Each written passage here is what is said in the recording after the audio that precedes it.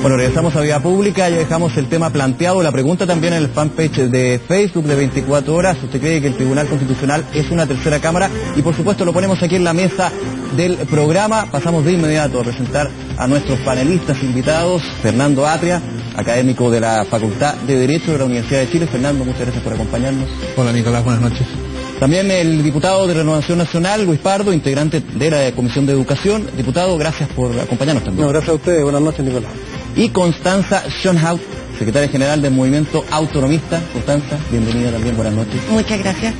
A ver, ha generado debate, discusión y también hay que verlo desde dos ópticas. Desde lo puntual, evidentemente, que es lo que sucede con la Ley de Educación Superior, vamos a estar conversando sobre eso, pero también las críticas que se dan al Tribunal Constitucional, que no son nuevas, pero que ya empiezan a mostrar un cariz distinto cuando en oposición y en oficialismo se habla de reformar ciertos elementos. Parto contigo, Constanza, desde el tema de la educación. ¿Cómo ves tú que finalmente es un portazo para la situación de esta ley y principalmente lo que se dijo en los últimos días? Se está abriendo una ventana para el lucro en las universidades, centros de formación técnica e institutos. O sea, efectivamente se está reabriendo la puerta que estábamos intentando cerrar.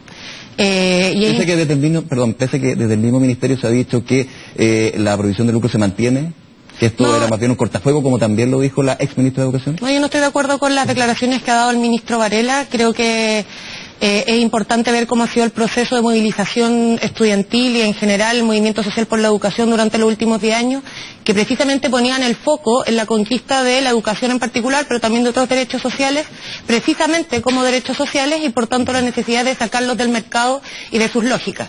Y evidentemente el lucro es uno de los pilares que lo sostienen, que sostienen este sistema educacional de mercado.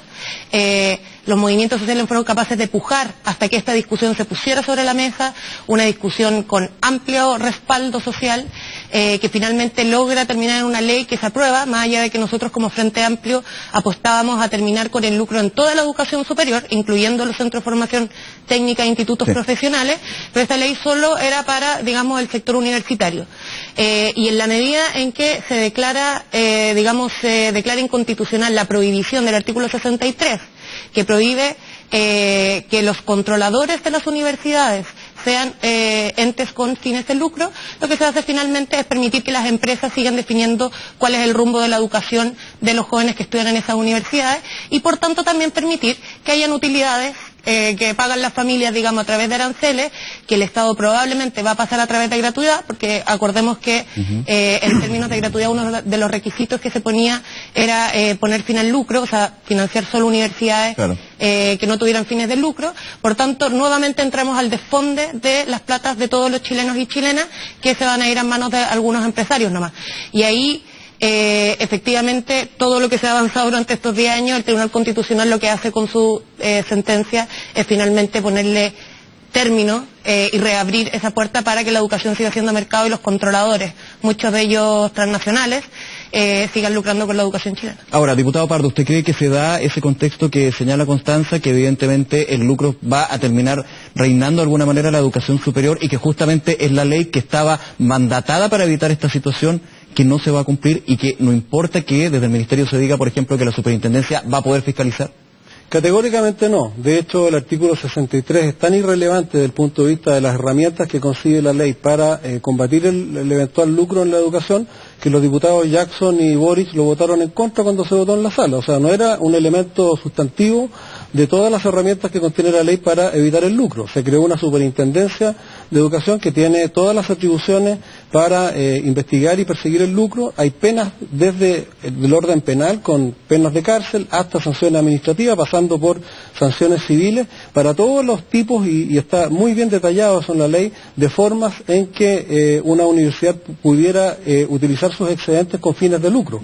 Lo que hace el artículo 63 es permitir, y no con fines de lucro, sino que con otros fines que son igualmente o sumamente altruistas, permitir que, por ejemplo, una empresa minera pueda ser parte de una universidad para potenciar el desarrollo, por ejemplo, de formación de estudiantes en el ámbito de la minería. Ahora, aquí está la clave. Y no significa eso que esa empresa vaya a retirar utilidades, porque la ley expresamente prohíbe aquello. Voy contigo, Fernando, pero antes poner un punto. justamente, por ejemplo, una empresa de cualquier tipo puede estar entonces participando en una institución de educación superior. La pregunta es, ¿para qué? ¿Cuál es el fin de estar por ejemplo, para desarrollar, esto es muy importante además en el ámbito de la formación técnico de los técnicos profesionales, donde se va a dar mucho más y uno de los déficits que todos los estudios indican que tiene nuestro sistema de enseñanza superior es justamente que no hay un encadenamiento adecuado, una articulación adecuada entre el mundo productivo y la formación académica. O sea, se busca un beneficio indirecto. Se produce un beneficio indirecto y de hecho hay 3 universidades, como la Universidad Austral, la Universidad de Concepción y la Universidad Federico Santa María, que tienen entre sus controladores entidades con fines de lucro, y eso no significa que esas universidades estén lucrando, de manera que se hace un análisis exagerado de esta materia. Fernando, a ver, yo creo que en algunas de las cosas que ha dicho el diputado confunde algunas situaciones. El artículo 63, como estaba antes de que fuera eliminado por el Tribunal Constitucional, no obstaba a que una empresa minera tuviera alguna presencia en una universidad orientada a a producir el encadenamiento que habla el diputado.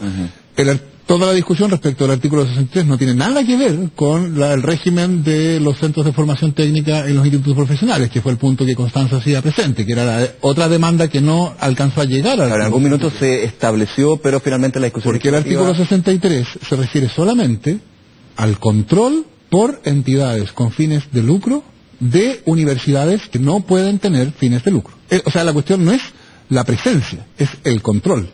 Lo que prohibía el artículo 63 era que entidades, personas jurídicas con fines de lucro, es decir, personas jurídicas que existen únicamente para producir utilidades para sus accionistas o socios, porque esos son las personas jurídicas con fines de lucro, no podían ser controladoras de una universidad, porque las universidades no tienen fines de lucro. Es decir, tener, por ejemplo, el voto dirimente, el voto final, el ser contralor significa tener derecho a nombrar la mayoría de los miembros del directorio, asamblea. Que finalmente toma las decisiones de las decisiones de la universidad. Hay 2 puntos que yo creo que hay... Esa es la cuestión. Y la cuestión es, por supuesto, yo creo que nos sirve de mucho decir hoy día, esto no afecta la prohibición o el hecho de que las universidades con fines de lucro siguen prohibidas, porque en esos términos, la verdad es que están prohibidas desde 1981. Desde antes. No es así, porque... Sí, desde 1981 pero hasta ahora no había una superintendencia con penas y sanciones para incluso aquellos controladores en caso de... Bueno, por eso, pero desde el punto de vista legal, las universidades han debido ser universidades con instituciones sin fines de lucro desde 1981. O sea, en eso no hay novedad. Pero la cuestión que pasaba, esta ley era un aprendizaje. ¿No? Era un aprendizaje de que en Chile se había aceptado que la ley fuera, digámoslo así, motivo de burla.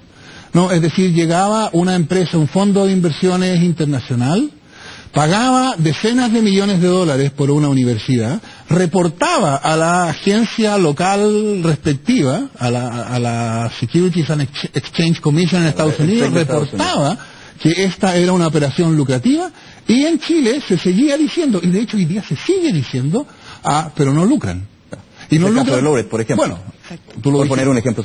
Pero entonces era como que todos sabíamos lo que pasaba, la ley lo prohibía, pero todos sabíamos que la ley no era de verdad. Y entonces esta ley, estas reglas, incluida el artículo 63, estaba orientada a decir, bueno, eso que puede haber pasado en el pasado, no va a seguir pasando. ¿Y sin el artículo 63? La prohibición es de verdad. Sí, ¿y sin el artículo 63 qué acoja finalmente la ley? Bueno, es cosa de recordar estas discusiones, y a mí me sorprende cómo se olvidan estas cosas. Sí, cuando se discutía sobre alguna universidad, que no voy a mencionar, alguna universidad privada que tenía una inmobiliaria relacionada, y la pregunta era, ¿es un caso de retiro de utilidades el hecho de que le arrienden todas las instalaciones a esta inmobiliaria?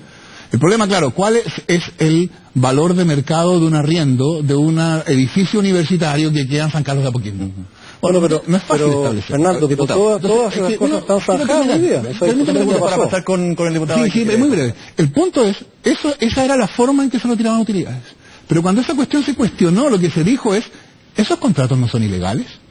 No, porque es un contrato de arrendamiento. O sea, las universidades no tienen prohibido celebrar contratos de arrendamiento. Entonces, Entonces se dijo, las formas jurídicas, las formas que los abogados diseñaron para retirar utilidades, no califican como ilegales. Entonces da lo mismo que haya una superintendencia con muchas potestades de fiscalización, si las formas utilizadas son formas que cuando vuelvan a aparecer en el futuro, van a decir, no son formas ilegales. Van a aparecer como legales. Diputado. Ese debate vale o es válido tu argumento hasta antes de esta ley. La ley efectivamente contempla, primero, descripción de todas esas formas y contempla todas las herramientas para que la superintendencia fiscalice y sancione. Por lo tanto... conductas ilegales. Conductas ilegales, y las conductas que tú describes, particularmente la que ha hecho noticia ahora con esta universidad vinculada a capitales extranjeros, y la fórmula de los arriendos, está absolutamente zanjada con las herramientas que la ley le entrega a la superintendencia para fiscalizar y sancionar. Por lo tanto, esta discusión de volver a reabrir la discusión del lucro, lo que ha hecho el ministro, que no le gustaron las declaraciones... no las comparto, no es que no. No las comparte. Lo que ha hecho el ministro es refrendar que el lucro ha sido sepultado por esta ley. Claro, y el ministro por lo tanto, sabe como nadie que los abogados en esa materia tienen una creatividad infinita. Bueno, entonces no van a usar los contratos que la ley regula, por cierto que no los van a usar porque la ley ya los excluye. Pero son los dos que están descritos, están descritos en la ley. La disposición del artículo 63, lo que decía era, ¿cuál es la razón que puede tener una entidad, una persona jurídica con fines de lucro, para buscar ser controlador, no tener presencia? Ahí me gustaría, ahí hay una explicación muy clara y tiene que ver con concepciones ideológicas, si tú quieres, distintas. Si bien las empresas obviamente tienen entre sus fines el lucro, eso no significa que una empresa, en el ejercicio de su responsabilidad social empresarial, en el ejercicio de su vocación, ¿no es cierto?, de servicio a su entorno, pueda invertir y desarrollar actividades que no son lucrativas. Y el hecho que esa empresa, puse el ejemplo de la minería, puede ser las empresas forestales en el sur, puede ser cualquier empresa que esté dispuesta a colaborar, ¿no es cierto?, para que este encadenamiento que no se está produciendo en nuestra educación superior se facilite y se constituya, tiene todo el derecho, y eso es lo que me imagino que va a decir el fallo del Tribunal Constitucional, que dicho sea de paso, no fue recurrido ni por Chile Vamos ni por el gobierno, eso está meridianamente claro, ¿no es cierto? Pero yo me imagino que lo que va a decir el Tribunal Constitucional tiene que justamente que ver con ese derecho constitucional que tienen todas las personas jurídicas y naturales en Chile de tener ese tipo de colaboración en el marco de la Vamos a hablar sobre el Tribunal Constitucional, pero antes quiero escuchar a Constanza, justamente y poniendo un punto a lo que es clave acá, finalmente actos que terminan siendo legales porque están dentro de la normativa, pero una superintendencia que está mandatada a no legislar, pero sí regular. ¿Cómo lo ves tú? O sea, más allá de eso, antes que eso quería hacer un punto. O sea, efectivamente, lo que dice aquí el diputado es cierto. Aquí hay una discusión ideológica. Y por eso es tan importante después hablar del Tribunal Constitucional y cuáles son sus atribuciones hoy día para decidir cuál es el rumbo de, por ejemplo, los derechos sociales hoy día en Chile.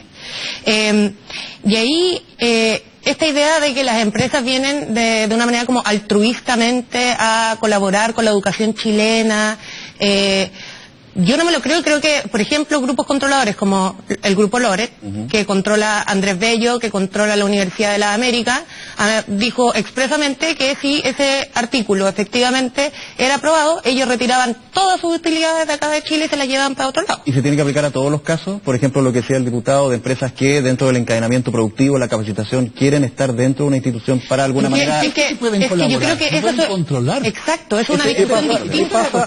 Es una discusión distinta, ojo, y que tiene que ver... Eso es una discusión fundamental y que tiene que ver precisamente con cómo consideramos la educación pública. Nosotros hemos dicho infinitas veces que queremos universidades democráticas y profundamente vinculadas a nivel nacional y a nivel regional. Y para eso, evidentemente, que vamos a necesitar que todos los actores sean parte de consejos, donde vayamos delineando la política educacional que se necesita para el desarrollo en Chile. Pero eso es distinto a que una empresa dirija por mayoría cuál es el rumbo que va a seguir cierta universidad. Y por tanto, evidentemente, y yo creo que esto ya es la parte más técnica, como bien decía Fernando, va a tener problemas para el control después de la superintendencia respecto de estas universidades. Y ahí a mí me parece gravísimo. ¿Por qué? Porque cuando tenemos empresas con fines de lucro que tienen como principal objetivo retirar utilidades, y tenemos a empresas manejando la educación de los jóvenes en Chile, manejando la salud de las familias en Chile, manejando las pensiones de nuestros abuelos en Chile, cuando hay algún tipo de crisis siempre se corta por el cordón más delgado. ¿Me permite un punto ahí solamente breve para no... esa discusión, por lo menos en la última elección presidencial, se zanjó. O sea, la opción, ¿no es cierto?, de refundar el país, de cambiar el modelo, de hacer una nueva constitución y irnos hacia los derechos sociales y dejar de lado, de alguna manera, las bondades del sistema que hemos venido sosteniendo hasta ahora, se zanjó en la última elección. Entonces, ustedes tienen el legítimo derecho de postularlo, pero no pueden seguir pretendiendo que se vaya al extremo de, por ejemplo, impedirle a una empresa que con todos los resguardos para que no haya retiro de utilidades y no ejerza el lucro, pueda contribuir a la educación. Pero por votación mayoritaria. Unos minutos para entrar al tema de lleno, que, aprovechando el tiempo, por supuesto, está muy buena la conversación, llegar al Tribunal Constitucional en sí. Fernando. Pero me gustaría terminar, o sea, por lo menos al final de esto, decir, los mismos que en el pasado decían que no hay problema con la educación provista con fines de lucro, hoy día dicen: celebramos el fallo del Tribunal Constitucional y esto no afecta porque el lucro sigue igualmente prohibido. No haya celebrado. Es cosa de recordar la discusión que hemos tenido. Las autoridades de esta universidad que pertenece a este fondo de inversiones que pagó, creo que fueron, ¿cuánto?, $30 millones o algo así, en su momento, decían por el diario que la razón por la cual ellos habían llegado y habían pagado esos $30 millones era para poder ofrecer servicios académicos bajo el precio de mercado. Entonces hay algún nivel en que el argumento se convierte prácticamente en un insulto a la inteligencia. Es decir, ¿por qué razón le importa tanto a Laureate? ¿Es para producir encadenamiento? No, todos sabemos por qué. Es porque Laureate no estamos, entonces, ninguno el problema está a Laureate. Laureate tiene que ser fiscalizado y se le tiene que aplicar la ley. Pero Laureate y la rectora de una universidad en condiciones de presidenta de alguna asociación de universidades privadas, Pilar Armanel en este caso, hicieron presente este punto ante el Tribunal Constitucional. O sea, es una cuestión que les resulta extraordinariamente sensible. Es, creo yo, una falta de respeto a la inteligencia que nos digan: nos resulta extraordinariamente sensible, no porque queremos recuperar los $30 millones que invertimos, no, eso no tiene nada que ver. Nos resulta extraordinariamente sensible porque nosotros estamos tan deseosos de colaborar al encadenamiento. O sea, pero aclaremos, cerrando el punto ahí. Sí, aclaremos un punto. Primero, yo no he defendido ni defendería el mecanismo que ha utilizado ese fondo extranjero, ¿no es cierto?, para obtener excedentes, y me da la impresión, por lo que he conversado con los expertos que consulté, que con la actual legislación, de hecho, prohíbe expresamente en los artículos del 71 al 77 las empresas relacionadas, los retiros de excedentes en diversas formas que describe, claro, de manera que todo lo que tú estás planteando, Fernando, es un debate que ya pasó. Son personas que están un poquitito más lejos del segundo grado de consanguinidad.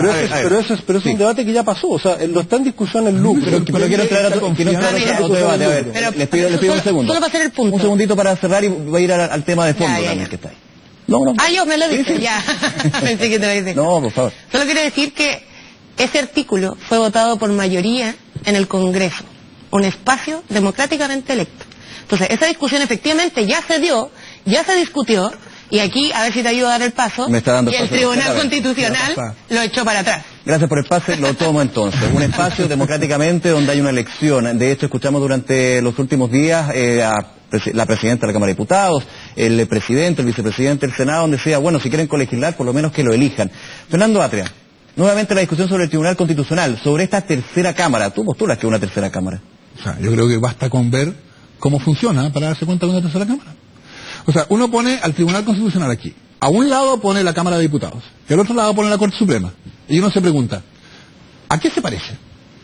Por ejemplo, y para poner cosas que no son parte de la discusión, sino que son otras cosas que le pasa a la Corte Suprema, que cuando toman un acuerdo y todavía no dictan la sentencia, se les filtra, y que entonces tienen que sacar un comunicado anunciando que van a fallar tal cosa. No, eso no le pasa, porque los miembros de la Corte Suprema piensan como jueces, y los jueces no filtran los acuerdos. Pero ¿qué pasa cuando hay una reunión del Pleno del Tribunal Constitucional para discutir este caso y toman una decisión? Y pasan unos días antes de la sentencia. ¿Qué es lo que le pasaba al tribunal? ¿Qué se le filtraba? Entonces empieza a haber filtraciones a la prensa. Pero la filtración no va a afectar la decisión del tribunal. Bueno, lo que pasa es que después de la filtración lo que ocurría venían las presiones. Y para eso entonces sacan este comunicado, que es la situación en la cual estamos hoy día, en que hay un comunicado anunciando que van a decir esto, pero no se ha dictado la sentencia. Claro. ¿Pero por qué se les filtran? Bueno, si yo junto a una comisión de la Cámara de Diputados y tomo una decisión, la posibilidad de que si hay 15 miembros que se filtre es mucho mayor. Es decir, en general es una Cámara funciona como cámara. Tú estás apuntando a que funciona como una cámara. Claro, y cuando deciden, pero cámara. Pero muchos dicen que funciona como una cámara, pero tiene finalmente más poder que la cámara alta. Por supuesto, es una especie de supercámara, en ese sentido. Pero, y lo que ocurre entonces, creo yo, cuando uno mira para atrás, sobre todo lo que está pasando ahora con este tribunal, con este presidente, es que cuando la ley que se dicta es una ley que incomoda a alguien suficientemente poderoso, a un poder fáctico suficientemente significativo, ese poder fáctico logra que el Tribunal Constitucional haga que para él la ley no lo moleste. Si ese poderoso, o sea, si ese poder fáctico es la Iglesia Católica, va al tribunal y el tribunal le va a inventar una objeción de conciencia institucional. Si ese poder fáctico es la Cámara de Comercio, va a ir al tribunal y el tribunal le va a decir que el CERNAC no puede sancionar. En este caso, precedente y que de hecho sucedió con... estoy hablando de los 3 últimos grandes casos. Y que el último gran caso que tuvo una novedad en la ley de aborto en 3 causales donde... Que le inventaron a la Universidad Católica una objeción de conciencia institucional. Y que se permitió que la argumentación de distintos actores institucionales y sociales al respecto. Sí, y después eso no ayuda al proyecto de ley del CERNAC. Sí, claro, lo último también. No puede sancionar. Y ahora resulta que entidades como este fondo de inversiones van al tribunal a decirnos que esta ley nos incomoda, así que por favor háganos una excepción, y claro, le sacan la regla que le incomoda. Ya, pero para cerrar contigo, aquí hay un tema de la composición, de la conformación del Tribunal Constitucional o las atribuciones que tiene, porque la discusión está ahí puesta. Finalmente las medidas tienen que ser tomadas por el gobierno y hay una serie de consensos con respecto a que tienen que haber cambios en el TC, pero la pregunta es, ¿habría que reducir el poder que tiene el TC? Porque finalmente tiene que velar por su obligación, que es velar, valga la redundancia, por la Constitución. Bueno, pero es que ¿qué es lo que dice la Constitución? Es una cuestión opinable y discutible. O sea, lo que hoy día el tribunal tiene una bancada 6-4, una bancada mayoritaria de derecha. En un mes más esa bancada va a ser 7-3. O sea, van a tener mayoría calificada, digámoslo así. Y entonces, claro, la interpretación de la Constitución es la interpretación que da la derecha. Entonces, cuando van los constitucionalistas de derecha a las comisiones del Congreso, ellos sostienen las mismas tesis que después tienen el éxito en el Tribunal Constitucional, pero no es porque ellos saben derecho constitucional y el resto no, es porque ellos controlan, no ellos, digamos. La derecha tiene una bancada mayoritaria en el Tribunal Constitucional. Diputado. Bueno, primero, lo que es obvio es que todas las democracias evolucionadas tienen control de constitucionalidad.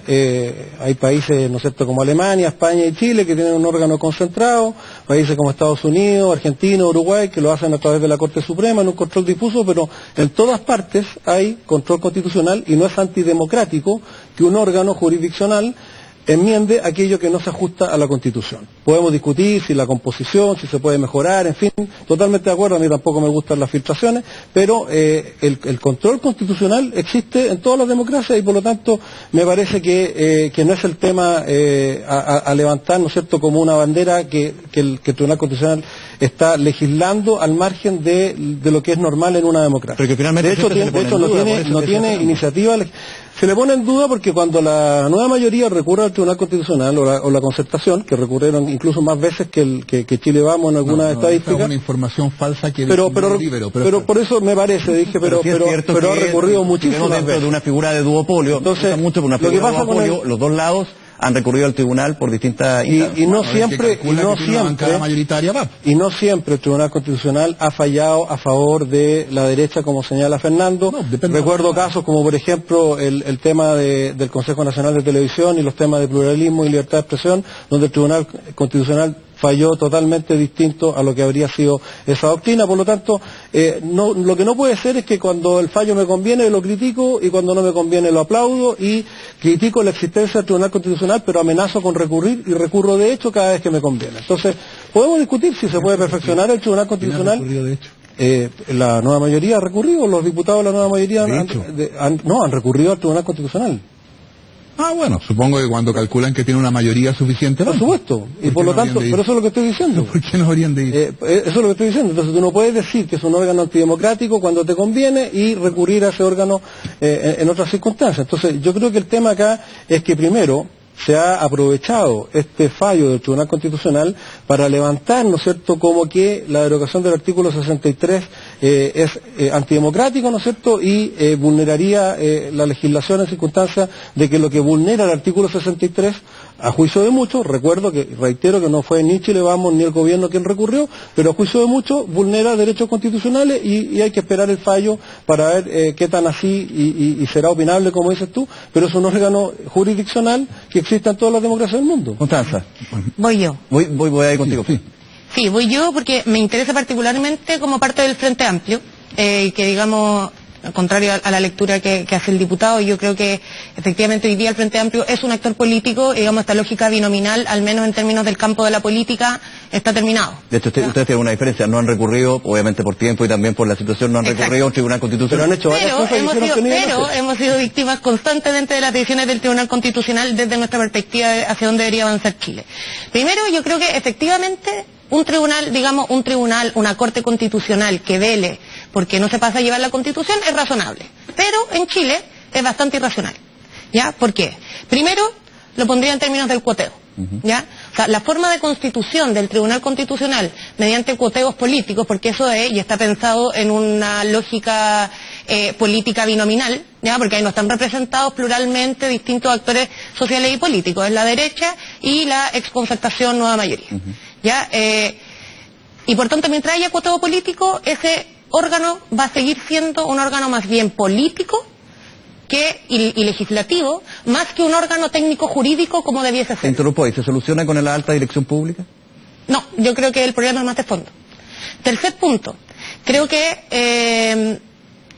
el problema, uno de los problemas fundamentales que hacen que esto se constituya como una especie de tercera cámara de senadores designados, por decirlo de alguna manera, tiene que ver con la instalación del control preventivo de fondo que tiene el Tribunal Constitucional, que de hecho se hizo el 2005, y eso hace precisamente que sea un órgano con capacidad de modificar decisiones políticas de un espacio democrático como es el Congreso, más allá de la legitimidad que tenga, por personas nombradas a dedo, mediante un cuoteo político entre dos grandes fuerzas, que como bien decía Fernando, quien recurre es quien tiene la mayoría ahí, ¿ya? Y por último, creo que hay un problema con quienes tienen capacidad de incidir en ese tipo de decisiones, ¿ya? O sea, que Pilar Armanet, como lobista, o sea, una lobista, ¿ya? Exministra, rectora de una de las universidades ha sido la vocera principal, digamos en términos políticos, de todo este espacio de universidades, sea quien va al menos a hacer un téngase presente, es decir, a mostrar sus intereses, creo que es complejo, porque en el fondo pone de manifiesto que aquí no hay una actividad técnico-jurídica, sino hay una actividad política. Y si hay una actividad política, entonces tiene que ser profundamente democrático. Con esto, para terminar, creo que un tribunal constitucional debiese funcionar mucho más en términos de tenemos que regular sus potestades. Cuando se creó el tribunal constitucional estaba pensado a que tenga facultades de control de forma, simplemente. Es decir, si efectivamente se vota una materia que es de ley orgánica constitucional, pero no tiene los votos suficientes, el tribunal constitucional lo que hace es hágalo de nuevo, se hizo mal. ¿Ya? ¿Por qué? Porque lo que pasa con los quórum, que uno de los puntos que se discutía, exacto. Claro. ¿Y por qué eso es relevante? Al menos cuando se pensó en un principio, porque un tribunal constitucional es legítimo en la medida que hay una constitución legítima. Y por tanto, solo para termino mi intervención, creo que si vamos a hablar de tribunal constitucional, tenemos que hablar también de la Constitución chilena, porque finalmente lo que se está resguardando son los pilares políticos que sostienen una Constitución que es efectivamente ilegítima. Claro, que eso es más complicado porque una vuelta aún más larga, o sea, hacer una constitución nueva. Fernando. Es un argumento habitual de los defensores de la constitución actual que la constitución no le interesa a la gente, que el cambio, la nueva constitución no es una preocupación de las personas. Yo en todo caso, por último, celebro que el Tribunal Constitucional esté cumpliendo una función pedagógica, está mostrándole que si alguien quiere, si los chilenos necesitan protección eficaz de los consumidores frente a las empresas, se necesita una nueva constitución. Si se quiere una ley de aborto de verdad, se necesita una nueva constitución. Si se quiere una legislación que sea eficaz para luchar contra el lucro en la educación superior, se necesita una nueva constitución. Pero a mí me gustaría destacar que la discusión sobre el Tribunal Constitucional no tiene por qué ser una discusión sobre el tribunal que tenemos o nada. No, o sea, esto no es una cuestión de teorías, esto no es una cuestión de abstracciones, ¿no? Un tribunal o algo como el Tribunal Constitucional chileno, que yo no creo que sea un tribunal, se llama tribunal, pero algo como eso, que tiene competencia para interferir con el proceso legislativo, competencia preventiva, ¿no? O sea, antes de que se dicte la ley, antes de que se promulgue. Eso es prácticamente único en el mundo. No es único, no es el único caso, pero es extraordinariamente escaso. Porque lo sensato es que no intervenga en el procedimiento legislativo, porque si interviene, ese es el momento en que la discusión está más álgida. Pero tiene que orientar el proceso. No, el proceso legislativo funciona con su propia lógica, y cuando se dictan leyes después de dictadas, esta es la solución normal en el mundo. Sí. La solución norteamericana es que para poder llegar a la Corte Suprema a impugnar la constitucionalidad de una ley, es necesario recorrer todo el camino judicial desde la primera instancia.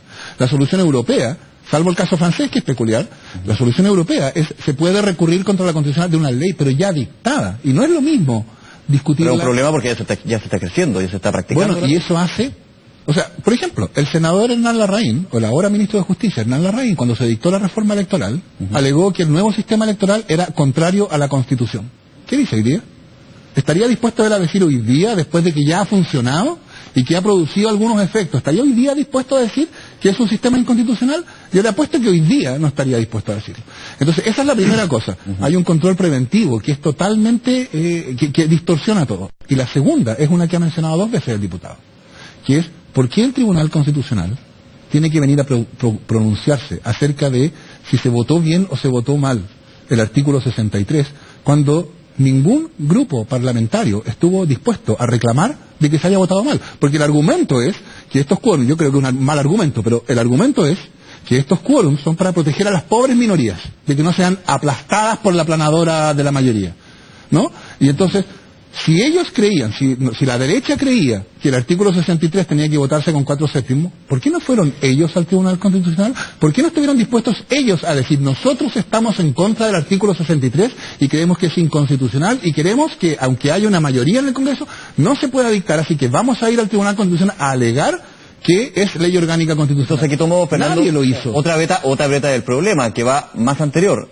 Hay un problema en el Congreso de Diputados, en términos de no solamente los quórums, sino también la forma en que se van desarrollando, discutiendo y finalmente votando las leyes. Me gustaría hacer unas precisiones respecto de lo que se ha afirmado. Primero, efectivamente el control preventivo es antes que se promulgue la ley, pero es cuando ya se ha terminado su discusión parlamentaria. No, durante la discusión también puede ser... Sí, pero no interviene el tribunal a modificar una ley en discusión. El tribunal se pronuncia respecto de una... El tribunal se pronuncia cuando los ya concluido lo requieren. Sí, pero una vez concluida la tramitación. Ahora que realmente cuando termina la discusión ahí... Claro, hay muchas reservas, pero el tribunal no interfiere en la deliberación de la ley. Segundo, una cuestión de, o sea, los parlamentarios, el número correcto de parlamentarios puede presentar un requerimiento en cualquier momento de la tramitación del proyecto. Generalmente no se usa, digamos, o últimamente bueno, ellos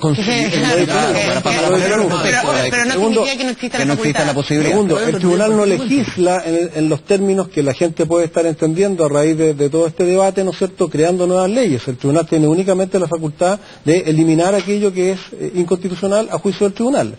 El cuoteo que se menciona acá tiene que ver con que los actuales ministros fueron designados hasta antes de este sistema electoral, pero el mismo Frente Amplio, que hoy día tiene representación parlamentaria, va a ser parte de las designaciones de los futuros ministros. Ahora, yo sí creo, y estoy de acuerdo contigo, Fernando, que se podrá revisar la conformación del Tribunal Constitucional. Hay muchos expertos que han opinado y hay mucha literatura sobre la materia, pero no podemos hoy día cuestionar un fallo del Tribunal Constitucional que además no conocemos su contenido. Entonces, toda la especulación que tú estás haciendo, yo reitero, porque tú estás diciendo a la derecha, ¿por qué no? Si la derecha no ha pedido esto. Exacto, nadie se hace responsable del hecho de que el Tribunal Constitucional... Y es tan irrelevante... Que no solamente en este caso, cuando se revive la polémica, pasa siempre. No es que sea tan irrelevante, es que la derecha sabe... No, de hecho creo que es muy relevante porque también no necesitan... Pero si la derecha... A ver, en otras situaciones donde la izquierda también ha recurrido al tribunal, en algún minuto tampoco ha dicho, bueno, pero es lo que el tribunal dijo. A lo que voy, vuelvo un poco al tema. ¿A quién le conviene? Y es un poco la conclusión que tomó acá.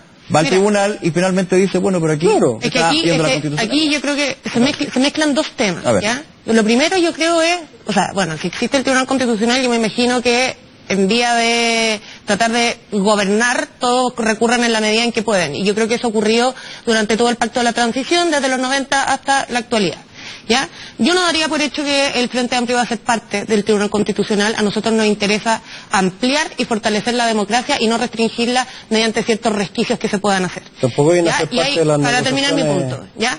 Y en ese sentido, yo creo que hay una discusión que sobre, y que no me parece irrelevante, y me parece completamente irresponsable darle irrelevancia al tema que estamos discutiendo, precisamente porque estamos hablando de un tribunal, corte, cámara, como queramos decirle, que está tomando decisiones políticas y no han sido electos democráticamente, y que terminan decidiendo el rumbo y el futuro de todo el país. Y ahí hay un problema sustantivo. Yo no he mencionado la palabra irrelevancia.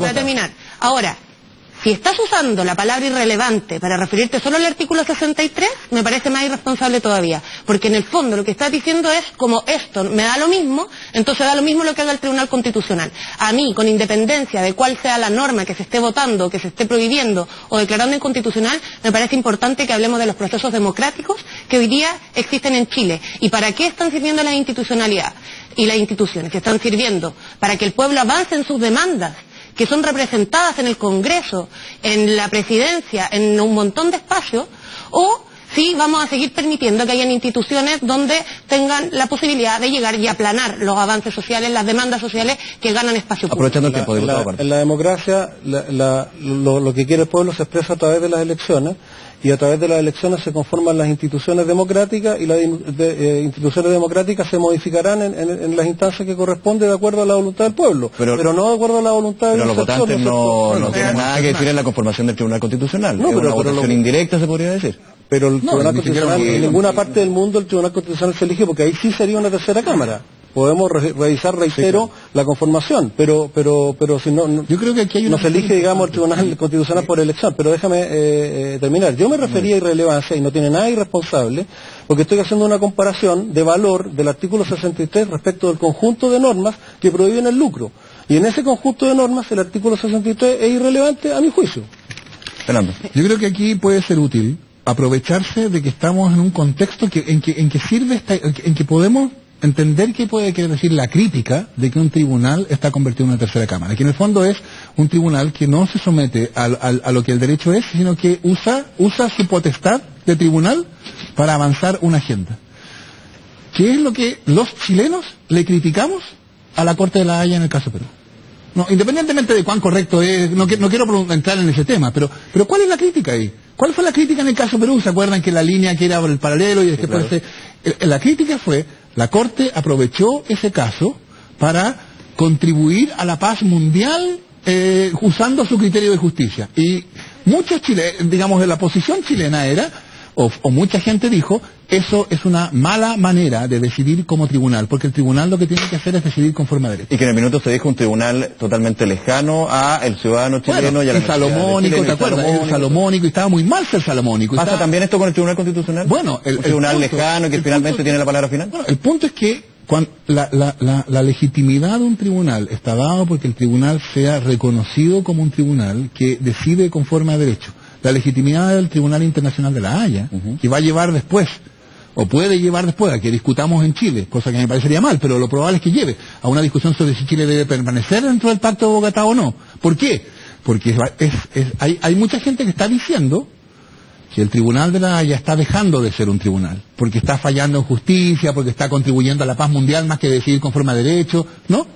Bueno, ese es exactamente el problema que hay en Chile, mucho más agudo y mucho más grave con el Tribunal Constitucional. El problema no es un problema abstracto de teoría, si en la teoría los tribunales constitucionales, si en Alemania funciona bien, o si en Estados Unidos funciona bien. La pregunta es una pregunta concreta, por este tribunal, con estas facultades, y lo que este tribunal ha hecho. Ahora, ya que hay que hacer, salir del pacto... Ha sido reemplazar la voluntad. Fernando, pero en lo concreto, ¿qué hay que hacer en tu opinión? ¿Salir de este pacto del Tribunal Constitucional? ¿Salirnos del pacto? ¿Finalmente eliminar lo que se ha hecho desde varias voces? ¿El Tribunal Constitucional? Yo creo que con las repercusiones negativas que podría tener. Yo creo que es necesaria una nueva Constitución, y en el contexto de una nueva Constitución, por supuesto que se discutirá. Yo espero que se discuta seriamente la posibilidad de no tener un Tribunal Constitucional, pero yo no creo que sea una cuestión extraordinariamente decisiva. Hay muchas otras posibilidades, además, digamos, distintas de lo que hoy día existe, que son mucho más racionales y mucho más diferentes con el proceso de... Tenemos que cerrar, se nos está acabando el tiempo. Diputado, un minutito. Yo creo que es absolutamente válido debatir y reformar eventualmente el Tribunal Constitucional, y eso no necesita una nueva Constitución. Pero el tema central que nos convoca, ¿no es cierto?, que es el artículo 63, yo creo que se ha levantado una polémica, se ha levantado un tema señalando que la derogación del artículo 73 es un retroceso gigantesco respecto de la prohibición del lucro, y objetivamente eso no es así. El lucro está absolutamente definido, tipificado y sancionado en la ley, y están los instrumentos para que la autoridad sancione los casos que se vieron acá como ejemplo de las universidades con capitales extranjeros y las figuras que describió muy bien Fernando, que se han venido mal usando hasta el año actual. Bien, Constanza, un minuto, por favor. Un minuto. Yo sí creo que necesitamos una nueva constitución vía asamblea constituyente, porque necesitamos una constitución legítima que dé cuenta de las demandas y de la cosmovisión que hoy día existe en Chile. Creo que esa discusión debe llevar efectivamente cuál va a ser el espacio que va a proteger y resguardar esa Constitución, y creo que dentro de esa discusión hay que efectivamente poner sobre la mesa cuáles son las facultades que tiene. Yo creo que hoy día el Tribunal Constitucional está conformado precisamente para resguardar una perspectiva y un carácter de la Constitución actual, que es neoliberal, que es conservadora, y eso se muestra, y voy a poner solo como dato, que desde el 90 hasta hoy día se han promulgado 2000 leyes aproximadamente. Solo 75 veces se ha recurrido al Tribunal Constitucional, y uno podría decir, bueno, son pocas. Pero, ¿en qué temas? Ley de aborto, lucro, atribuciones del CERNAC, ley de financiamiento al copago, atribuciones del Serviu respecto a propiedades en espacios públicos. O sea, todos tienen que ver con mantener el modelo en la medida que está, y eso no está permitiendo que las demandas sociales tengan avance. Perfecto. Fernando, breve. Tenemos que cerrar. Está muy bueno. Sí, yo creo que el Tribunal Constitucional está convertido en un tribunal desatado. Yo creo que está ignorando todas las limitaciones que solía reconocer a su potestad, y que está causando un problema grave. Y yo espero que en algún momento esta cuestión pueda ser discutida no solo como no como un problema partisano, que los que no están contentos con el fallo, ¿no? Sino yo espero en particular que sobre todo desde el Congreso, en algún momento los diputados y senadores empiecen a entender que un tribunal constitucional que está haciendo que se siente autorizado para hacer lo que este tribunal está haciendo, está reduciéndolos a ellos a la irrelevancia. Está diciéndoles a ellos que sus discusiones, sus decisiones no importan, y yo espero que en algún momento eso va a empezar a preocuparles. Bien, Constanza, Fernando, diputado Pardo, muchísimas gracias nuevamente. Lo importante, creo yo, en conclusión también de esta polémica, es que se debata, que se converse, que se vean los puntos, que se contrasten, y que finalmente terminemos por un mejor país. Creo que es una bonita frase. Muy bien, gracias nuevamente. Gracias a ti. Muy bien. Buenas noches. Hacemos una pausa, no se vaya, ya regresamos con más Vía Pública.